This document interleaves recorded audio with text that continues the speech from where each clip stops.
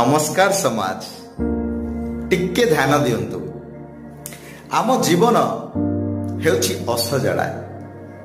एवं यहाकु जदि आमे सजाड़िबा को चाहुछे आउ सेई सजाड़िबा उद्देश्य रे आमे एथिपाई सठिक समय अपेक्षा करुछे तेबे यह केबे संभव हेब नाही कारण ई सठिक समय आसीबो ही नाही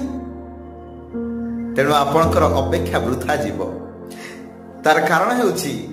सठिक समय बोली किछि न थाए प्रतिटी समय ही सठिक हेई थाए बस हमको ये जिनसटी बुझिवा को हुए प्रत्येक समय आपन को सठिकतार आभास देई थाए आपन को बुझिवार अछि एवं प्रतिटी समय को सदुपयोग कले आमर जीवन सजाड़ी हेई जीव एहाको बुझंतु आगको